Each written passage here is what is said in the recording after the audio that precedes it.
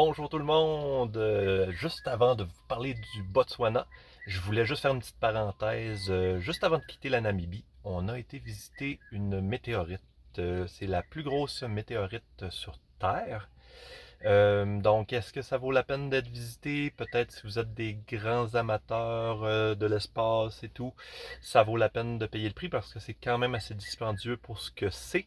Nous, on est un peu moins amateurs de ce type de choses-là, peut-être un peu moins de mon côté. Donc, on a pris la décision de juste payer pour une personne, donc moi, pour aller prendre quelques vidéos et quelques photos de la météorite. Sinon, toute la famille, les quatre ensemble, ça venait assez dispendieux pour ce que c'était en fait, à moins que vous voulez rester là à contempler la météorite pendant des heures. Euh, J'avais fait pas mal le tour en 10-15 minutes, à vrai dire. Maintenant, parlons du Botswana. On est passé de la Namibie au Botswana par une toute petite frontière. Si je me souviens bien du nom, c'était Dobie. Une tellement toute petite frontière qu'il n'y avait même pas de douanier au final. C'était qu'un policier qui remplissait une bonne partie des paperasses pour l'immigration. Mais tout ce qui était pour le véhicule, on a dû se rendre à Mahone. Juste pour dire comment cette toute petite frontière était vraiment comme reculée de nulle part, on a fallu faire un bon 100 km, 200 km de route de terre et de sable avant de se rendre sur du pavé. Pavé qui était pas toujours beau, mais bon, on s'est quand même rendu à Mahone pour faire la paperasse pour la vanne quand même assez facilement, malgré qu'on nous avait donné des fausses informations au début. On s'était rendu à une autre ville au tout début, qui n'était pas la bonne ville, qui était pour l'immigration, mais pas pour les douanes. Au départ, on n'était même pas certain de traverser par le Botswana. On pensait passer de la Namibie à la Zambie directement. Mais finalement, on a décidé de prendre le petit détour, puis ça a vraiment valu la peine. Ça a été un coup de cœur. On ne sait pas trop exactement pourquoi. On s'était fait dire que le Botswana était très sauvage. Puis c'est peut-être cet aspect-là, les gens aussi avec qui on a parlé, tout ça. Très sauvage, le Botswana, effectivement. Tout le long, on pouvait croiser, sans nécessairement payer pour aller dans un parc, on pouvait croiser sur le bord de la route des éléphants, des girafes, euh, toutes sortes d'antilopes aussi. Le premier endroit qu'on a vraiment passé beaucoup de temps, c'est dans la petite ville de Kassan. Petite ville envahie par les phacochères et les mangoustes. Non, c'est une blague. Oui, beaucoup de phacochères dans la ville et quelques mangoustes, c'était quand même impressionnant. Mais on est arrêté à un petit café, le café Chobiano, pour demander des renseignements. Et c'est à cet endroit-là qu'une femme nous a vendu, enfin, un tour de bateau.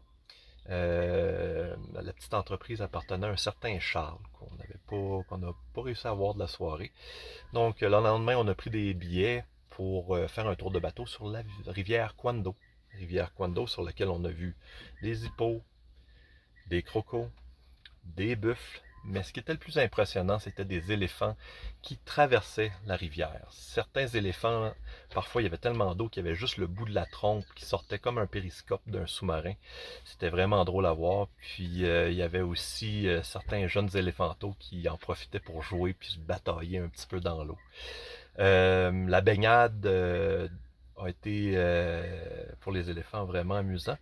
Certains éléphants ont eu un petit peu de difficulté à sortir de l'eau avec toute la boue qu'il y avait en bordure. Mais oui, ça a été vraiment un beau tour de bateau. On a vraiment apprécié. Le lendemain, on est retourné au café Cacciabiano voir s'il n'y avait pas d'autres petits forfaits touristiques qu'on pouvait pas faire avec eux. Puis, on a enfin rencontré le fameux Charles. Puis, ce qu'il nous a proposé, en fait, je lui avais demandé s'il y avait des restaurants avec vraiment de la cuisine locale euh, qui était servie à ces restaurants-là. Puis, en fait, il nous a fait une petite proposition vraiment sympathique. Euh, Son restaurant n'était pas encore ouvert. Son café, il servait des cafés d'été, tout ça. Mais son café, pour la nourriture, c'était pas tout à fait prêt encore. C'était pas tout à fait ouvert. Mais il nous a quand même invités, puis surtout un dimanche. Mais il nous a fait un petit spécial où ce qu'il nous a invités. Il nous a fait un souper spécial vraiment typique botswanaise que pour nous. On était que tous les quatre au café. On s'est fait servir ce petit repas. Ça a été vraiment une expérience unique.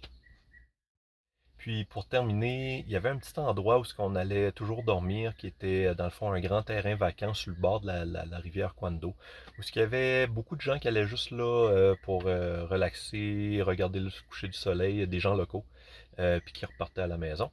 Puis ce dimanche-là, on a quand même vécu quelque chose de spécial parce que beaucoup d'habitants sont venus à cet endroit-là où on était déjà posé. Puis on dirait qu'ils venaient profiter là, du dimanche soir avant le retour au travail du lundi.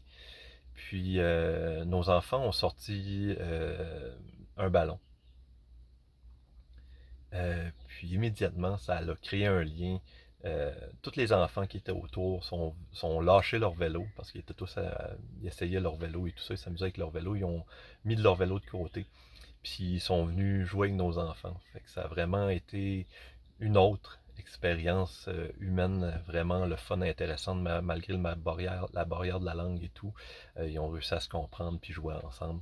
Ça a été vraiment un très beau moment. Donc ça termine un petit peu comme ça notre vidéo sur le Botswana.